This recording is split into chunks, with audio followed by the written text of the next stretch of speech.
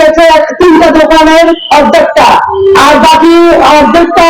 আপনার এখন 9 আগস্ট আমার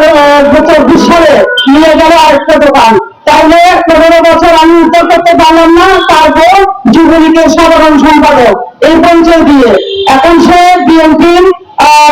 পরিচয়ধারী একজন